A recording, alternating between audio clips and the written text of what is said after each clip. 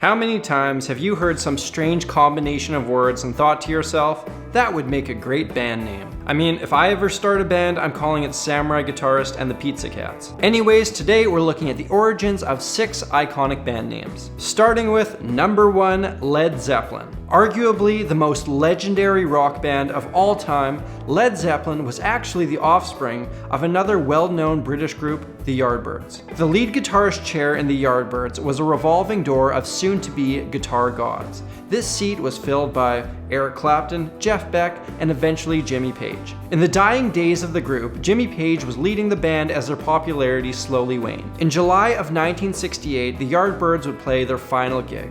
Of course, as we all know, Jimmy Page wasn't done making music. Instead, he assembled a cast of musicians and went into the studio to record a number of tunes. After playing a few gigs under the moniker The New Yardbirds, the band realized that they had tapped into something special. This new confidence led to the feeling that it wasn't necessary to lean on the Yardbird name to capture attention. So one day, John Entwistle and Keith Moon of the band The Who are joking that maybe they should start their own band with Jimmy Page. Moon commented that he had the perfect name for this band, Led Zeppelin, because it would go over like a lead balloon. The name stuck with Jimmy Page, though he would eventually change the spelling of lead to lead in order to avoid confusion with pronunciation. Number 2 on our list, Radiohead. The members of Radiohead met in the mid-80s while attending the Abingdon School for Boys. Initially, the band would go by On a Friday because they would rehearse in the school's music room every Friday. I don't know how you feel about that name, but I am personally not a fan. Despite this subpar name, the band was able to sign with EMI for a 6-album record deal. However, EMI felt the same way as I do about the name On a Friday and requested they make a change. The boys came up with a name that paid tribute to the 6th song on the Talking Heads album, True Stories. Number 3, Lynyrd Skynyrd. I don't care where you were born, as soon as Sweet Home Alabama comes on, we're all from the South. Of course, we've all come across that one guy who refers to Lynyrd Skynyrd as a person. Lynyrd Skynyrd, oh yeah, he's great. And we all die a little inside. Well, you know what? While Lynyrd Skynyrd is a band, Lynyrd Skynyrd is in fact a person.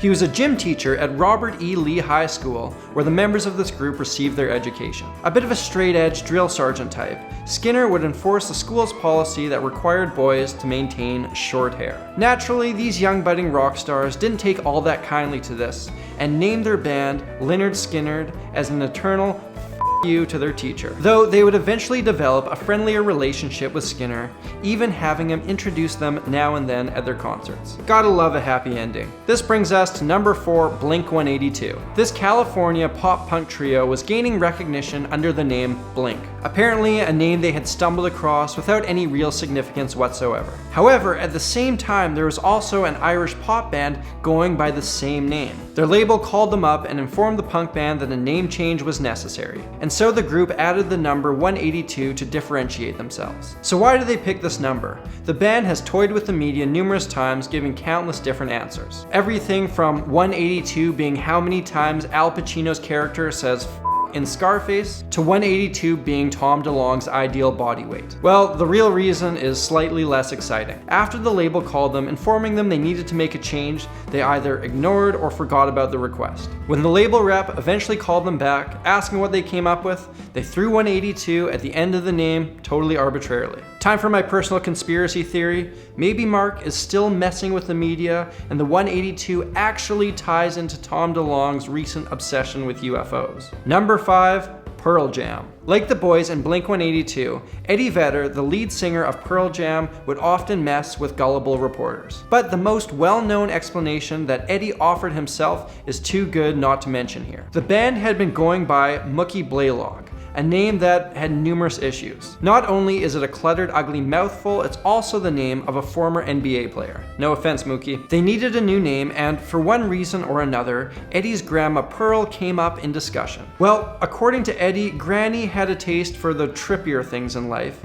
and would often make an edible spread from the powerful hallucinogenic peyote. Grandma Pearl's Jam was forever immortalized in the band's name. And this brings us to our final band on the list, number 6, the Black Keys. If one had to guess, you would say the band was looking at a piano and one day saw a black key and decided to name themselves after that. And if that was the case, we wouldn't mention them here because that story is a little bit boring. The real story is much more interesting. In the Black Keys' hometown of Akron, Ohio, there lived an artist who suffered some sort of mental illness. He would often call random people and leave strange voicemails. One of these voicemails came down the line when Patrick and Dan were deciding a band name. The troubled artist had a particular dislike for the sound of the flat notes on a keyboard. And in this particular voicemail rant, he kept on referring to people he didn't like as D flats and black keys. There you have it, the origins of 6 iconic band names. There are a lot of great band names in the world with a lot of great stories behind them. If you enjoyed this video, hit that like button, let me know, and maybe we can do a part 2. These videos are made possible by the people who support me on Patreon.